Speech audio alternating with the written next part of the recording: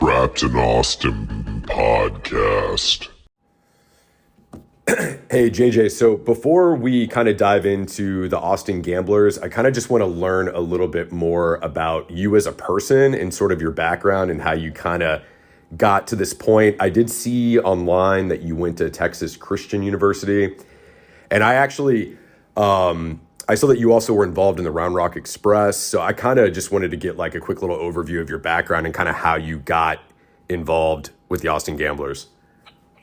No, yeah, for sure. So, I grew up in Nebraska, went to Creighton University, played baseball there for 3 years, and then was playing in a summer league team in Kansas and met Reed Ryan, who is Nolan Ryan's oldest son.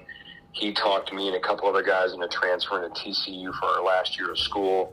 So I went to TCU, played ball there, played pro ball for a year, went back to TCU, coached for a couple of years, and actually coached Reed's younger brother, Reese. And, we kind of, so that was in the early to mid-'90s when our friendship started and has remained to this day. And from that, when Reed's career was over, he decided to get into minor league baseball on the business side and on the ownership side. And he bought a team from Jackson, Mississippi, which was the Astros AA team at that time. This was in 97, 98, with the intent of moving them to the Austin area, which ultimately became Round Rock. And so Reed asked me to come over in 98, so I moved to Round Rock. I think August 1st of 98 was the first employee for what would become the Round Rock Express. We had to get a stadium bill passed in November of 98, which would ultimately become Dell Diamond, construction in 99, and then we opened the stadium and had our inaugural season for the Express in 2000. And was there for the first 4 full seasons in 5 years of the organization. And then we decided that it was a good investment and it was something that we'd like to do. And so the Ryans wanted to invest and do the same thing in Corpus Christi. So my wife Yvonne and I moved to Corpus Christi to do the same thing. We went down in 2003, had to get an election passed, which we did, started building the stadium in 2004, and then opened what would become Whataburger Field and the Corpus Christi Hooks in 2005. Kind of same process, stayed there for the first 4 full seasons of that organization, got that thing up and running where we wanted it. And then the Ryans had to come back to Austin to help oversee both of those minor league baseball teams. And then we started some other sports and business development opportunities as well. We started a hospitality company where we did food and beverage at different ballparks and venues around the country, including Austin. To this day, in addition to Dell Diamond, RS3 is the name of the company. They do HEB Center at Cedar Park, do a couple golf courses in Austin, had the contract out at Circuit Americas for about 7 years. We also started a sports turf construction company, doing everything from Little League baseball fields to building the practice fields for the Super Bowl. And then also we moved Nolan's Charitable Foundation up to Round Rock as well. So pretty much from about 2011 to 2022, I was a COO for Ryan Sanders Sports and Entertainment, which kind of was the umbrella for all those different sports and entertainment holdings. And so had obviously spent a lot of time in Central Texas, have been on the Austin Sports Commission for a number of years. And then all of that kind of background led to where I am today, with Abby and Egon Durbin purchasing the Austin Gamblers, one of the 8 founding franchises in the PBR team series. And when they purchased the team last January, in January of 22, when they were looking for a leadership team and kind of somebody to start with, they wanted somebody that had not only team experience, but had operated in the league, because PBR, professional bull riding has been primarily an individual sport. It's never been a team sport. And this in addition to these new teams being launched, it was a brand new league. So they wanted somebody that had team and league experience, which I'd obviously had over the last 20, 25 years. And then somebody that had a network in Austin. And so with, 20 of the last 25 years being in the Austin area, Round Rock and in Austin, being on the Austin Sports Commission and having that network, they reached out and we started conversations and, was extremely happy with the Ryans and working there. We're still friends to this day, but, it was a really unique and cool opportunity. when you're 50 years old, there's not many chances to get a new opportunity like that, to launch something again, not only a new team and a new franchise, but a new league. We were going to be the first tenants at Moody Center in terms of a sports event. So it was one of those things from a timing standpoint that led from, being in minor league baseball and that kind of sports environment to professional bull riding. And so now we're getting ready, or we just started season 2. And we started with the win in Cheyenne. So we're excited about that and excited about bringing professional bull riding back to Austin and the Moody Center, August 25th to the 27th. Very cool. Dude, that was really insightful. I have so much I want to ask you right now, so bear with me on this, because I think a lot of the inner workings of this stuff is fascinating. So when PBR, how did these 8 teams come about? So did someone go to PBR and say, hey, I have an idea, let's start this kind of subsidiary league underneath your brand? Or did PBR, as an organization say, hey, I want to get into this, I want to have pro teams? Like, kind of talk to me a little bit about that, man, because I think that's interesting. Yeah, so kind of from what we understand is the PBR commissioner, Sean Gleason, had kind of had this idea baked and even developed to a certain extent for maybe as few as 5, maybe as much as 10 years ago. But one of the issues that he had is that he's got a lot of big contracts and partnerships with the PBR, but they didn't align. So, maybe his title sponsorship with Monster Energy didn't align with the media rights deal with CBS, or the CBS deal didn't align with the different venue contracts and the championships. And so to kind of flip the sport on its heel, change the schedule, wasn't as just easy as, hey, we're going to be an individual sport for 1 year, and then the next year we're going to go half individual, half team. And so he kind of had this idea, but never really had the opportunity to start it. There was never really a good fit. And then COVID happened. And as we all know, kind of COVID upended everything, basically took everything off the tracks. Everybody had to become flexible, become nimble, all those different terms that we used in 2020, right? Mm-hmm. But what it did is it set in motion a number of changes that all sports had to make, and specifically PBR, and it gave Sean a window to try to implement this thing and at least have conversations with the different stakeholders. And so started working on it for a year or so internally with the different stakeholders. So PBR is part of the Endeavor company. So Endeavor, one of the biggest sports and entertainment groups in the world, they own UFC, they own PBR, they own WWE now. And wow. So kind of started having all those different conversations and said, listen, let's start a league. Let's start with 8 teams. Let's bring in 8 really well-heeled, qualified, strategic partners to own these teams. And let's see what happens. And we'll basically take this individual sport, and for half the year we'll create these teams. Kind of somewhat similar to what Live Golf did, but without the Saudi investment. Yeah. But not blowing it up to where it's almost would be like half the year's PGA, where all these guys are playing golf as individuals, and then half the year would be Live, where they're playing on these teams.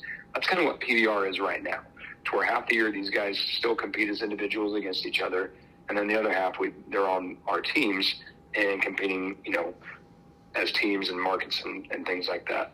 Yeah. So he kind of put this thing together and was able to launch it, and was really able to put together 8 really strong ownership groups. So the different markets that we started with were Phoenix, and that team is owned by Thomas Tull, who's a big movie producer. I think he's done a lot of the Batman movies, has really gotten into Western sports. Our ownership group is Abby and Egon Durbin, originally from Houston. Egon is the co-CEO and founder of Silver Lake, which is one of the biggest private equity firms in the world. One of our minority owners is Michael Dell. Michael and Egon have been business partners for a long, long time, great friends. So it's great to have Michael and a local investor here. As you move up to Fort Worth, there's a team there that's owned by the Fisher family, who are the owners of the Oakland A's. I think they started the Gap and Old Navy. They also own Ariat, that Western brand. Going up to Oklahoma City, a team, the Freedom there, owned by a guy named Heath Freeman. I think he's the second largest owner of newspapers in the country. Kansas City, owned by Phil Pulley, Bad Boy Mowers, and several other groups like that. Missouri, the team in Missouri is owned by Johnny Morris, the founder of Bass Pro Shops. Nashville is owned by Morris Communications, a different Morris family, but they're one of the biggest Western sports publication companies in the world.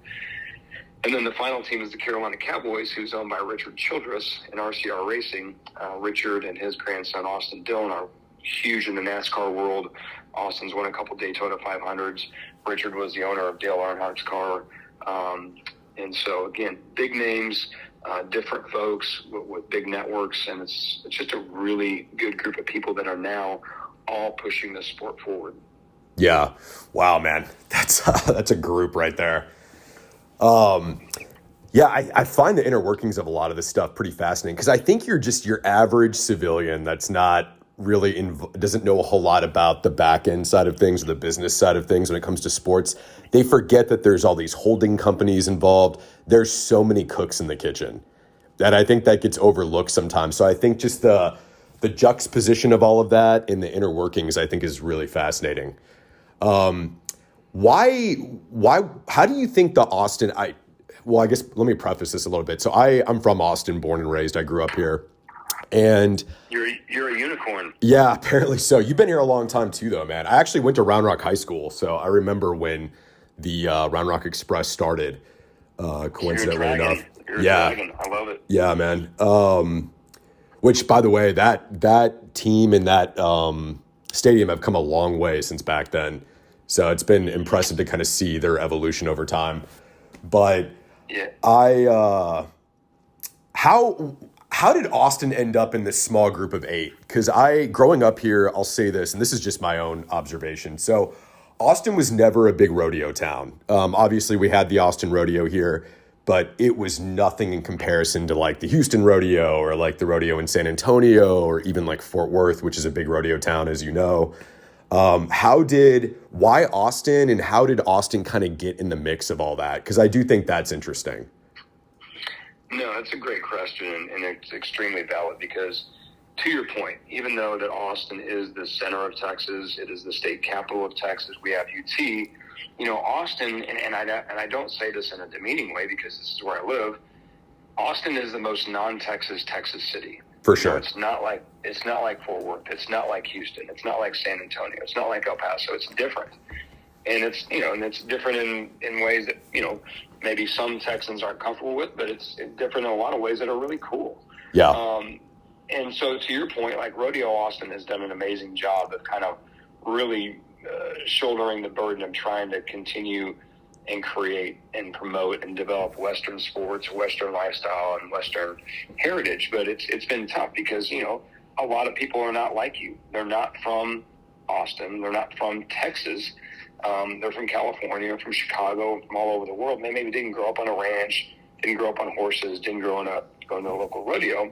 So to your point, it's like, why would you come to Austin when you've got cities like San Antonio and Houston and wherever that are probably more traditional Western sports towns, bigger rodeo towns and things like that.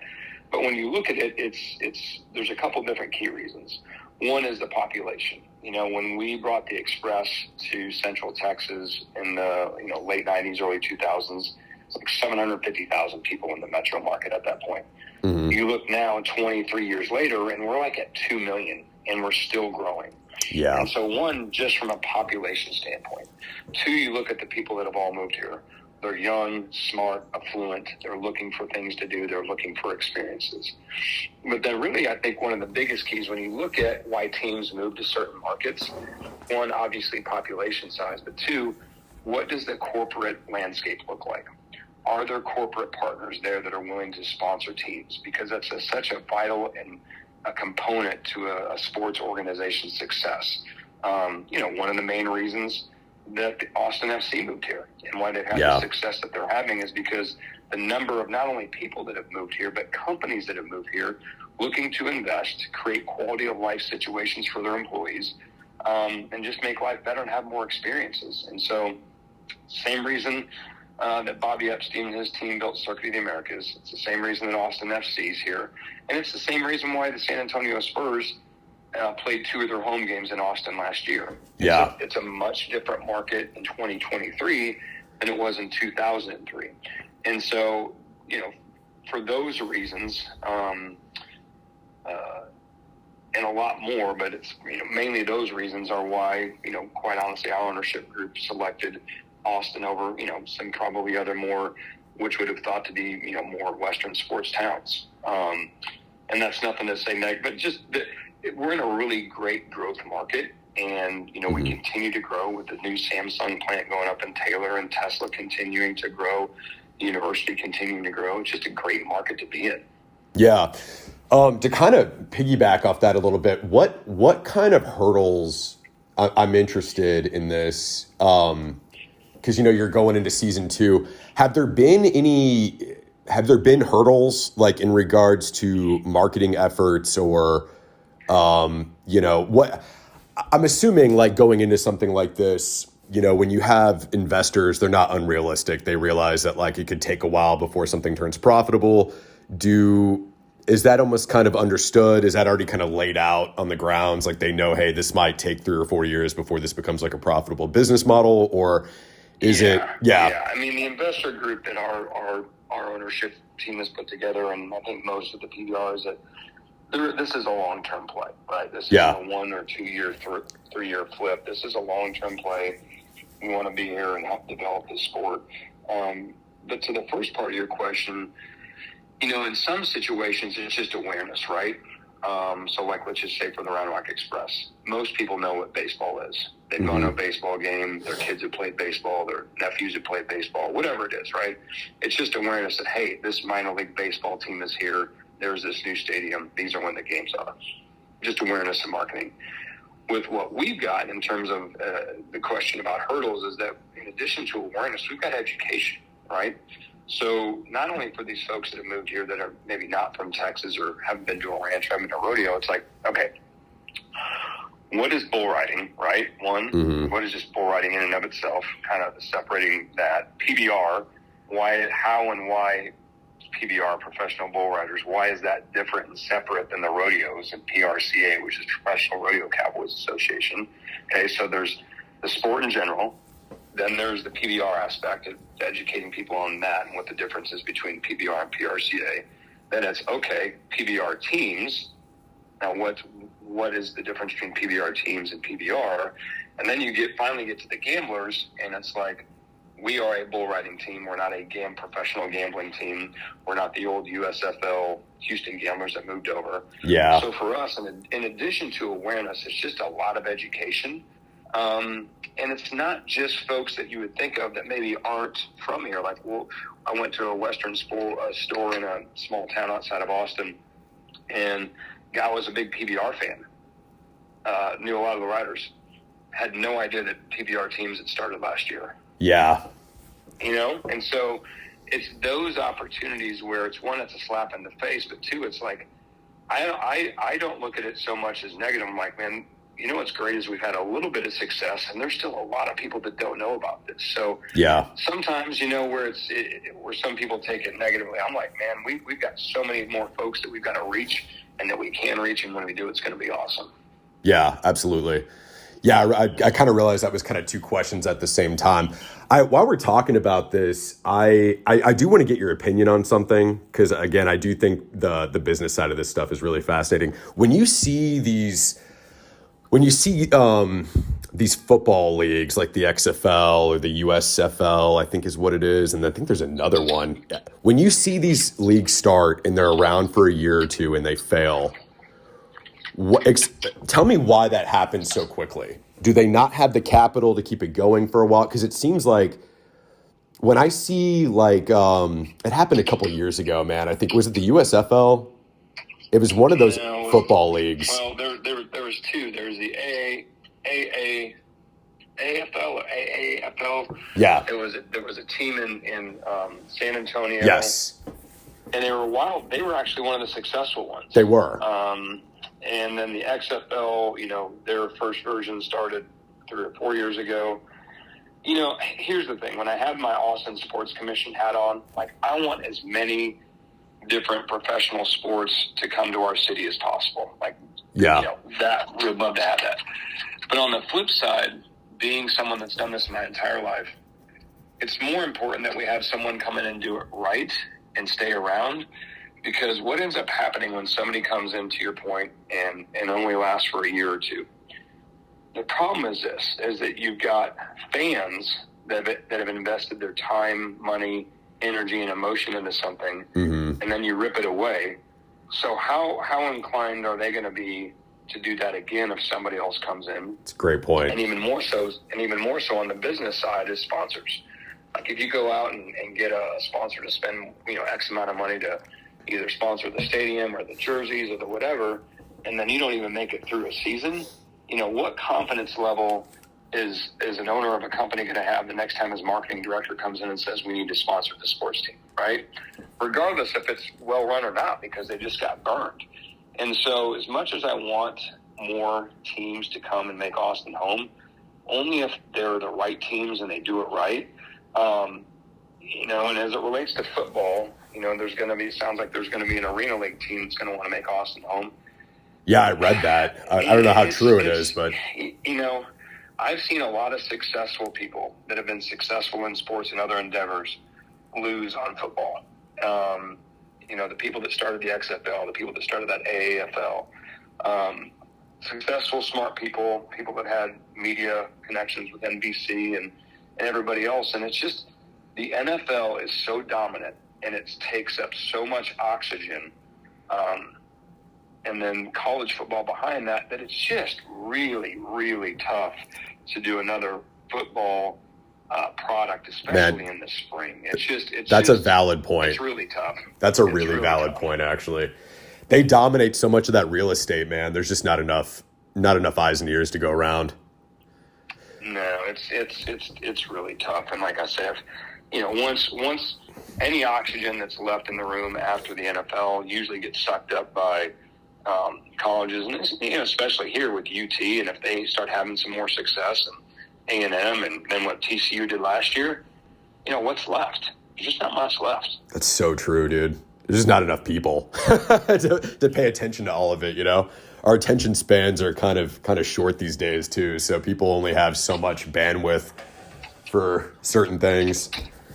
But I got 3 more questions for you, man. Are you in a hurry at all, or I don't want to keep you on here too long? We're good. Yeah, we're good. No, this is interesting stuff. So I want to, as a guy who grew up here, I want to kind of get your thoughts on something really quick, because I was thinking about this right before we jumped on the call today. So I always heard growing up here, and this could just be total urban legend, so I have no idea if this is true, but it kind of makes sense on a surface level. Is so, there was never pro sports here growing up.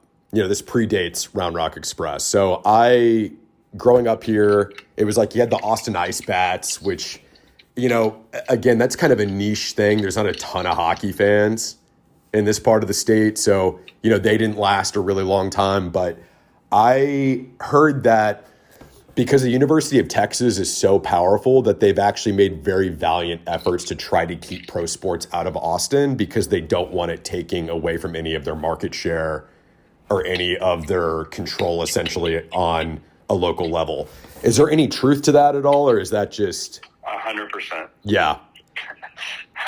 And I, as someone, we had heard that when we were trying to start the Express, because originally we had looked at the Palmer Auditorium Center as a site to build the baseball stadium and have the team be located in downtown Austin. Mm-hmm. But we found out very quickly in conversations with then Mayor, ironically enough, Kirk Watson, and some other folks, that probably just wasn't going to be an option. Yeah. And we just thought it was, building development issues, city not wanting to participate, yada, yada, yada. But ultimately, there were some rumors that were out there, and they were I never personally knew or thought they were true until I was on a board of directors for a charity here in town I won't name, and I was having dinner with a former UT president, which I also won't name.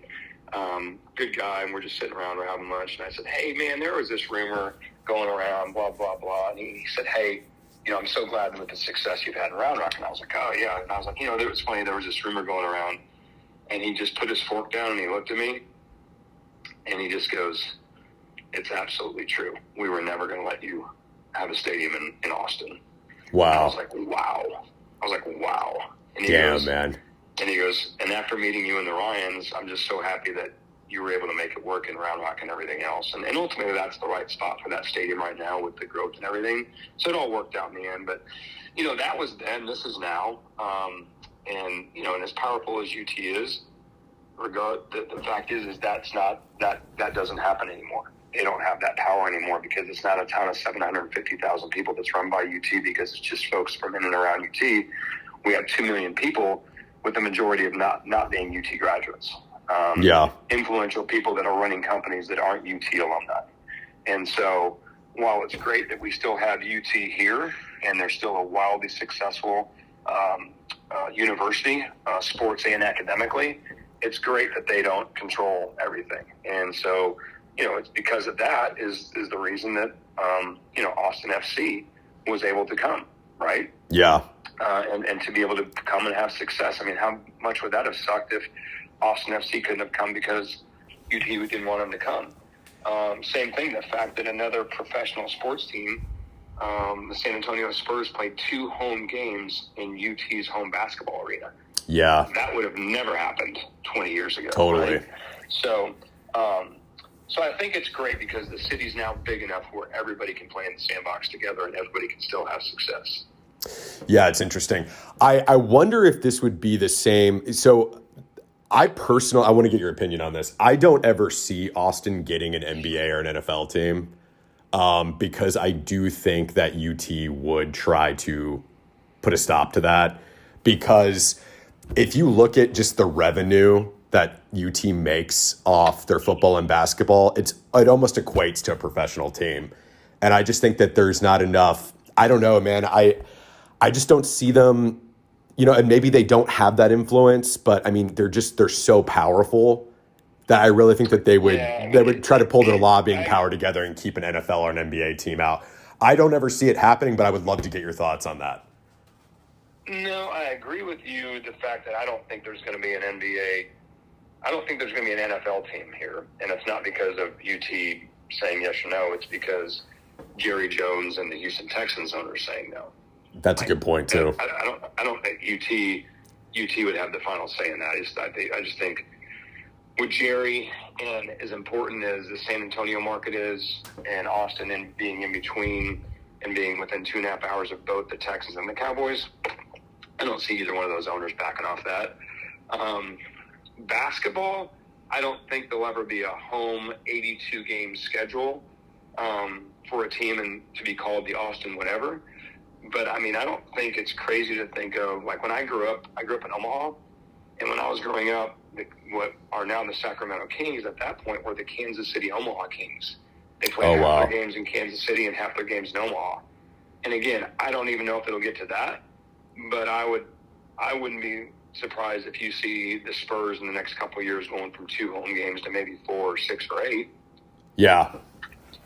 No, that's interesting. Yeah, I think probably the most realistic scenario, if Central Texas, and I'm talking about Austin all the way, really from Georgetown to San Antonio, if there's going to be a major professional sports team, it would probably be MLB. And I know it's something that both Austin, Williamson County, and San Antonio would all like. Yeah. But there's just a lot that has to happen to get that done. I don't know that it will ever be in Austin, quite honestly, just because of the history and how the Austin FC deal was done, to where the Austin FC ownership group is the one that, spent the money to build a stadium. Mm-hmm. I just don't see a Major League because a Major League Baseball team's either going to have to spend $2 billion to buy a team or to pay an expansion fee, and then you're going to have to pay another $2 billion for probably a retractable roof stadium. I don't see an ownership group coming in and saying, yeah, we're going to fund that ourselves. We're going to have to get some local participation, and I just don't see the city of Austin doing that. So I think it would probably have to be Williamson County, Hayes County, or Bear County, right? Yeah. Would be my guess. That's interesting, man. It's so crazy, dude. Just thinking about all that stuff and how it works. Like just all the all the moving parts, man, when it comes into sports franchises, I think is really interesting. There's a lot, man. There's a lot. Yeah, for sure. I can imagine.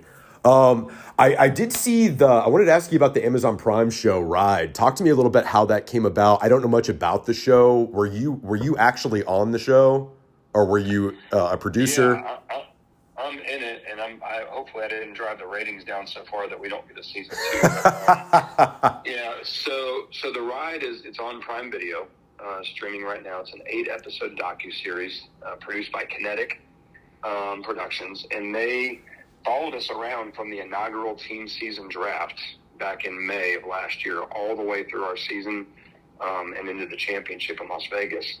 And they really followed along with about 2 riders from each teams, or from 3 teams. There was kind of 7 main characters, 3 from our team, 2 from Carolina, and 2 from Oklahoma. And I think the best way to describe it is it's kind of a bull riding version of F1's Drive to Survive. Where, for a lot of folks, why that was so popular and why the sport has grown, F1 has grown, is because otherwise you just go there and you see these guys driving and you see them going by at 200 miles an hour and they're wearing helmets. You don't see their faces, you don't hear them talk, you don't know anything about them. But then in that docuseries, they got away from the track, out of the car, helmets off, and you got to learn more about them, their backgrounds, their lives, their families. And, just outside of their profession, they're all like you and me. And so that's what the Ride does, is it profiles, 7 riders, a couple of different coaches, and really gets into who these guys are. And they're all wildly different. But you find out that they're real people. People have this misconception that bull riders are just these crazy daredevils that, drink whiskey, get in fights, and then get on the back of a bull. And that's not what they are. These guys are professionals. They're athletes. They're husbands. They're fathers.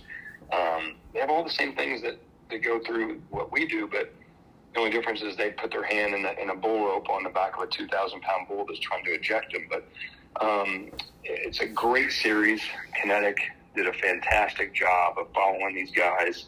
There's some crazy stories that happened last year, and I'm not going to spoil them for you, but I would encourage you to watch it, because it's in addition to being a very compelling storytelling on these riders, is it really gives you it's a PBR Teams 101, and it really helps you understand the sport, these riders, the team series, and how it works as well. That's really cool, man. I'm going to have to check it out for sure. I want to ask you just about bull riding in general for a minute. I know we talked offline a little bit about this, but, I said to you, I think it's hands down the most dangerous sport on the planet. And I'm curious kind of what your thoughts are on that. And, what do you think compels someone to want to ride a bull? Because it seems immensely dangerous. But I realize a lot of these guys have been doing it since they were super young. So it's like, chewing gum for some of them. But yeah, talk to me a little bit about that. I'm just curious kind of your opinion on it, as far as kind of the risk reward system involved and the danger involved. Yeah, I mean, in my opinion, without question, it is the most dangerous professional sport in the world, and it's not even close. Yeah. And these guys, and they are athletes. These bull riders are athletes. Their toughness, their ability to compete when they're hurt. It's funny because, the NBA, what's their term, load management, right? Right. They'll pull guys out in the fourth quarter, or they'll sit them if they play one day, and then 2 days later they'll sit them or whatever. Right, and they're making $40-50 million a year to do that too. Exactly. So, with our bull riders, it's not a question if they're going to get hurt, but when they're going to get hurt and how bad they're going to get hurt. And every day when we think, I ask our trainer, the question is, hey, how, a guy's healthy, and it's like, what is your definition of healthy? Like, is everybody 100% healthy? No, there's no one rider on our team that's 100% healthy. Everybody's got some kind of nick or something small or something big. One of our riders, Dalton Castle, towards the end of the individual season, he got thrown off and got banged up pretty bad. He had a grade 1 MCL tear, a grade 3 PCL tear, which basically means your PCL is not functioning at all, and it's wildly painful, and he had a broken tibia or fibula. and he kept riding with that because he was in the top 3 of the world championship standings, and that was as close as he'd been. He wasn't going to give up that opportunity to try to win a gold buckle. But these guys, I mean, if you ask why they do it, I think I can tell you from a fan standpoint, it's wildly addicting once you get into this sport and you get down and you get close. And I think from a rider standpoint too, I think, it's a drug that you can't buy on the street. Mm-hmm. And for these guys, when you're literally, and I tell people this is this weirdest job that outside of like the military, right? What we're asking our military guys to do and really first responders, every time these guys go to work, not just on the weekends, but when they go to practice, they're risking their lives. They're literally risking their lives. And so every time that these guys get on the back of a bull, put their hand in that bull rope and know that there's a chance that they could die, and they go through and either get bucked off or have a successful ride in 8 seconds, the adrenaline and the endorphins that are released in these guys, I think once they start it, there's just nothing else that is compelling enough to get them excited. While these guys are starting to get paid better, they're not doing it for the money. There's nothing that is going to be able to compensate for risking your life. So a lot of these guys, they just do it for the love of the sport, being addicted to it, and they're just cowboys. Yeah, they're just cowboys, right? And cowboys are just different. Yeah, man, for sure, dude. Yeah, it's crazy, man. I think the sport is fascinating. I wish, I think, especially after our conversation today and knowing that Austin has a team now, I think I'm going to actually become like a conventional fan, because I always just kind of, surface level stuff. Like you might catch it on TV for a little bit on a Saturday or Sunday afternoon and you kind of watch it for a while. But, and then obviously who didn't like the movie 8 Seconds growing up? That was like a great film. So I was always kind of like a surface level fan, but I think now, man, I'm definitely going to have to get more into it, because it's, I know it might not be categorized as like an extreme sport in the conventional sense of the term. You think of like skateboarding or snowboarding, but that is hands down the actual epitome of an extreme sport, in my opinion. And it way more superior than the other ones. I think the danger involved. So what I would encourage you and all the listeners is, between now and the end of the month, when we have Gambler Days at the Moody Center, is to watch The Ride. It's on Prime Video. 8 episodes are about 40 minutes apiece, and they follow not only the PBR teams, but specifically 3 of our guys.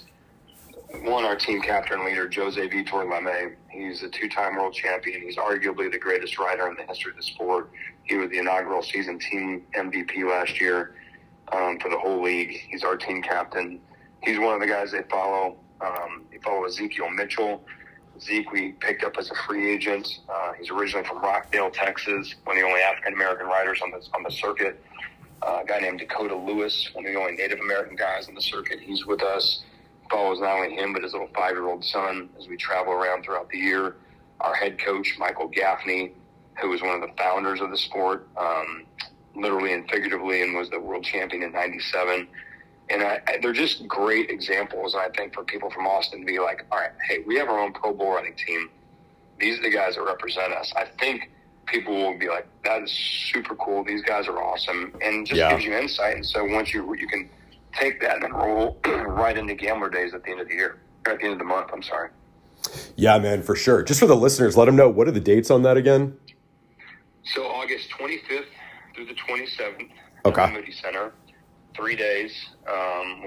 We have 3 different games. All 8 teams come in every weekend. So there's 4 games a night, 5-on-5 each game. We'll have entertainment going on pre-show right outside the Moody Center in the plaza there. We're at Warren Zeters on Friday, William Clark Green on Saturday, and Kevin Fowler on Sunday. Nice, man. And where can you go to purchase tickets? Do people go to the Gamblers website or Ticketmaster? AustinGamblers.com or Moody Center. Okay. Awesome, man. Well, JJ, this was a great interview, and I appreciate your time, man. No, absolutely enjoyed talking to you, and just obviously I always want to celebrate sports and anything Austin and Central Texas, so appreciate you and hope to see you in a bunch of the listeners at the Moody Center at the end of the month. Yeah, absolutely. Take care, man, and best of luck with everything. All right, sounds good. Take care. Trapped in Austin podcast.